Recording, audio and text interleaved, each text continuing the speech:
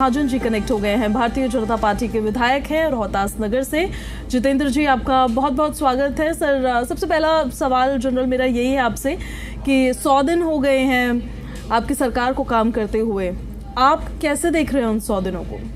हमारी मुख्यमंत्री आदरणीय रेखा गुप्ता जी के नेतृत्व में हर फील्ड के अंदर काम बहुत तेज गति से चल रहा है, चाहे वो स्वास्थ्य का क्षेत्र हो, चाहे वो सड़कों का क्षेत्र हो, चाहे वो आयुष्मान योजना लागू करने की बात हो, और चाहे वो पीने के पानी की समस्या हो जो विरासत में हमें पिछली सरकारें छोड़कर गई थी। उन सब समस्याओं को रिजॉल्व करने के लिए हम अपनी मुख्यमंत्री आदरणीय रेखा गुप्ता जी के नेतृत्व में काम कर रहे हैं। आज पूरी सरकार सड़कों पर है, पूरी सरकार जो है वो दिल्ली वालों के साथ खड़ी है। और आपने देखा कि LNJP हॉस्पिटल में किस प्रकार से नई व्यवस्थाएं खड़ी की गई हैं। आपने देखा कि जिस दिल्ली को गड्ढों की सरकार कहा जाता था, सड़कों पर किस प्रकार से काम किया जा रहा है। समाज के हर वर्ग को रिलीफ देने का काम जो है वो दिल्ली सरकार कर रही है। जी, कई कोर इश्यूज ऐसे हैं दिल्ली के जिसको लेकर तमाम सवाल जो विपक्ष है वो आपसे पूछ रहा है।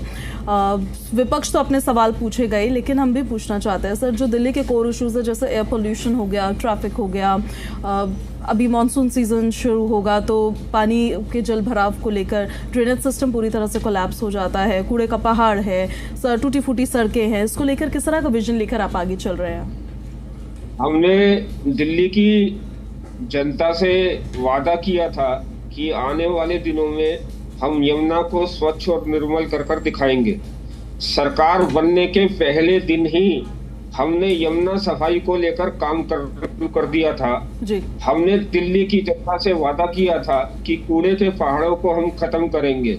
दिल्ली के अंदर कूड़े को, पहाड़ों को खत्म करना ये हमारी प्राथमिकता है। इसके ऊपर भी हम लोगों ने काम करना शुरू कर दिया है। और आप ये देखिए कि दिल्ली सरकार हमें खाली खजाना छोड़कर गई थी। हम हर फील्ड में, चाहे वो सड़कों का मामला है, अब जल भराव की स्थिति है, ऐसी निर्भीक और निडर मुख्यमंत्री आप देखिए कि अधिकारियों को कहा गया कि भाई मिंटो ब्रिज के नीचे पानी नहीं भरना चाहिए। जी। वो ऐसे मुख्यमंत्री जो खुद मौके पर गई, एक बार नहीं गई, 2 बार वहां पर गई, और उसके बाद भी समस्याओं पर काम नहीं हुआ तो अधिकारियों को सस्पेंड भी किया। आप ये देखिए कि चाहे वो शिक्षा का क्षेत्र है, उसके ऊपर भी दिल्ली सरकार जो है वो एक्ट लेकर आने वाली है जिससे स्कूलों की मनमानी पर रोक लगे। और हर फील्ड के अंदर आज दिल्ली सरकार जो है वो काम कर रही है और दिल्ली की जनता की अपेक्षाओं पर खरा उतर रही है।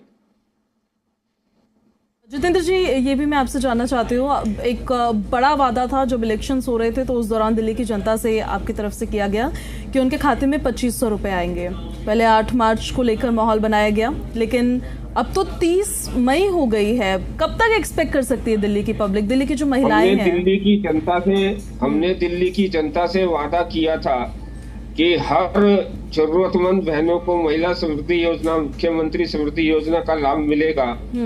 हम उसके ऊपर काम कर रहे हैं कि हर जरूरतमंद बहन को उसका लाभ मिले। हमने दिल्ली की जनता से आयुष्मान योजना लागू करने का वादा किया था, जो अरविंद केजरीवाल की सरकार ने पिछले 10 वर्षों में लागू नहीं किया था। सरकार बनते ही हमने दिल्ली के बुजुर्गों को तोहफा दिया और आयुष्मान योजना जो है वो हमने लागू की। जी। आज उसका लाभ जो है वो दिल्ली की जनता को मिलना शुरू हो गया है।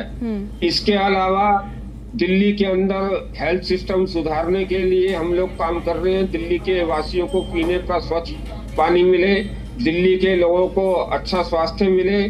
दिल्ली के अंदर 1100 से अधिक आयुष्मान केंद्र खोलने जा रहे हैं। ये आयुष्मान केंद्र अगले 1 से 1.5 महीने के अंदर आपको फील्ड के अंदर नजर आ जाएंगे, जहां दिल्ली के मोहल्ला क्लिनिकों के अंदर नकली टेस्ट होते थे, डॉक्टर अवेलेबल नहीं होते थे। हम एक प्रकार का मिनी हॉस्पिटल हर विधानसभा में 5-5, 7-7 खोलने वाले हैं और अगले 1-1.5 महीने के अंदर ये खुलने शुरू हो जाएंगे।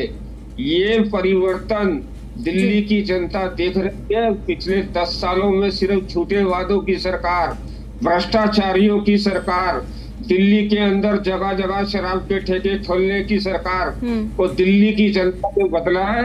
अब दिल्ली के अंदर परिवर्तन शुरू हुआ है।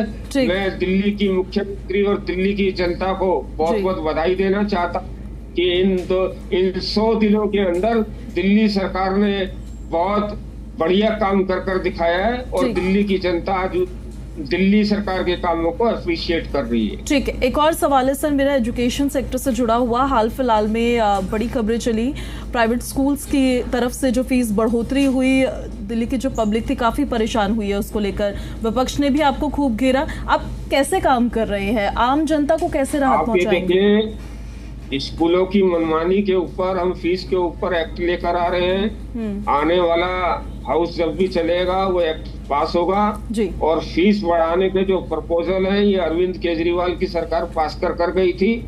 उसके ऊपर हम रोक लगाने के लिए जो किसी सरकार ने आज तक दिल्ली में नहीं किया वो भारतीय जनता पार्टी की सरकार कर रही है।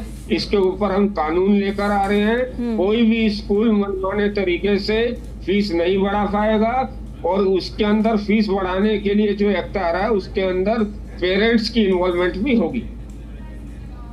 ठीक है, ये एजुकेशन सेक्टर की सर बात हुई, इस पे आपने अपनी बात रखी है। स्वास्थ्य विभाग को लेकर भी मैं सवाल पूछना चाहती हूँ। जो मोहल्ला क्लिनिक्स थे उनको बंद करने की बात कही गई, हालांकि पहले कहा गया था फ्रीबीज जो है उन पे कोई छेड़छाड़ नहीं होगी। अब आरोग्य मंदिर आप उसे बना रहे हैं, आपका आरोग्य मंदिर मोहल्ला क्लिनिक से कैसे बेहतर होगा?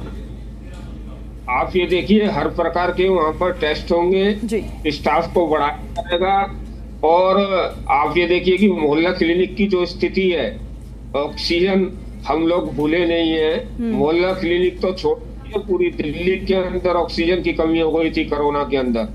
तो ऐसे छोटे मोटे ऑपरेशंस, ऑक्सीजन, ऐसे जो भी जरूरतें हैं मोहल्ले में वो सब दिल्ली सरकार के द्वारा आरोग्य केंद्र के अंदर उपलब्ध होंगे और दिल्ली की जनता को हॉस्पिटल्स जाने के, छोटे मोटे रोग के लिए हॉस्पिटल्स जाने की जरूरत नहीं होगी।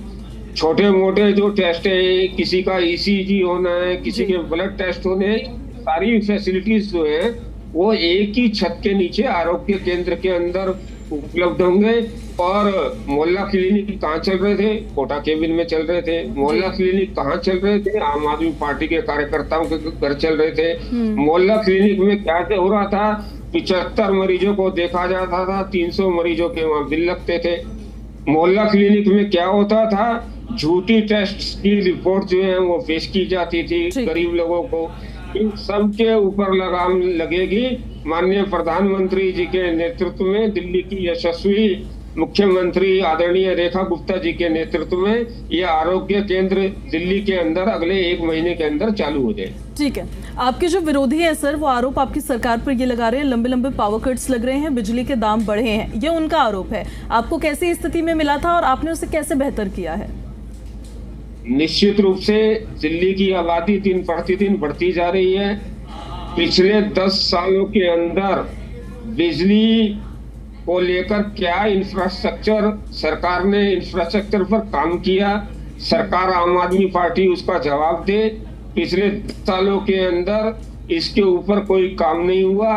और ऐसी पिछली बार की सदन के अंदर हमारे बिजली मंत्री आदरणीय आशीष सूद जी ने अपने वक्तव्य में कहा कि पहले जितनी बिजली जाती थी और अब जो बिजली के अंदर अगर कहीं पर टेक्निकल फॉल्ट के अंदर कोई कमी बिजली गई है तो उसके आंकड़े भी हम लोगों ने पेश किए हैं कि अगर कहीं पर कोई बिजली गई है तो वो लोड बढ़ने के कारण, टेक्निकल फॉल्ट के कारण बिजली गई है। वैसे दिल्ली के अंदर बिजली की कोई कमी नहीं है और पूरी दिल्ली को सौर ऊर्जा से सुसज्जित करने का काम, हर घर को सौर ऊर्जा से सुसज्जित करने का काम भी हम लोगों ने शुरू किया। एक मेरा छोटा सा आखिरी सवाल, रोहतास नगर से सर आप विधायक हैं, वहां के लिए आपका क्या विजन है? वहां आप किन इश्यूज पे भी काम कर रहे हैं?